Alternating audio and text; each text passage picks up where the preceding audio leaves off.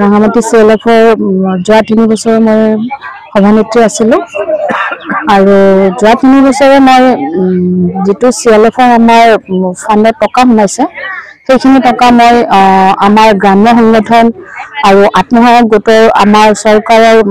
আদেশ মৰ্মে আমাক যি হিচাপত আমাৰ নিয়মানুৱৰ্তিতা দিছে সেই হিচাপত আমি টকাবোৰ আমি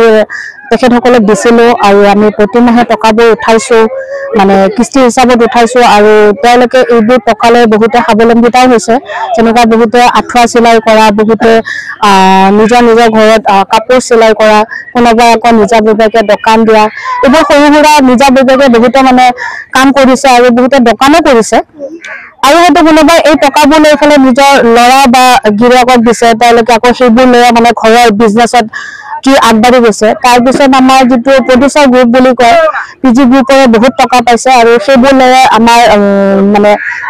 SHG মহিলাবোৰে লৈ গলে কি কৰিছে তেওঁলোকে শস্য ৰোপণৰ যেটো খেতিৰ প্ৰতি তেওঁলোকে আগবাঢ়ি গৈছে এনেকুৱা আমাৰ SHGৰ পৰা বহুতে টকাবোৰ লৈ এইবোৰ কাম কৰিছে আৰু লগতে যিবোৰ সিড কেপিটেল বুলি কয় সেইবোৰ টকা লৈছে বহুতে লৈছে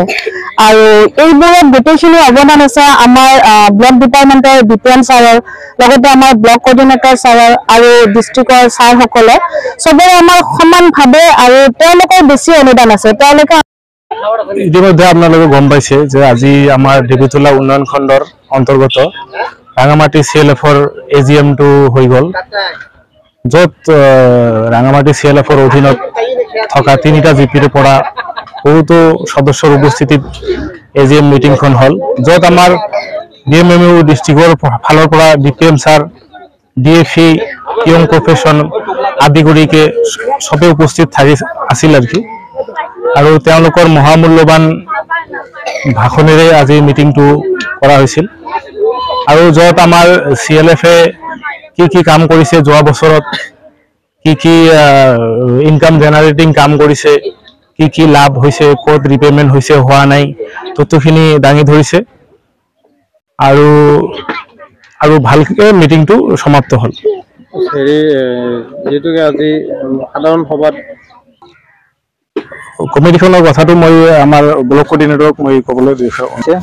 আমি আমাৰ ৰাইজৰ সন্মতি আমি লৈছো ৰাইজে আমাৰ আগৰ কমিটিখনক সন্মতি জনাইছে সেই হিচাপে আমি আগৰ কমিটিখনকে আমি বহাল ৰাখিছো এইখিনি আমাৰ তপতি বৰুণ বাইদেউ আমাৰ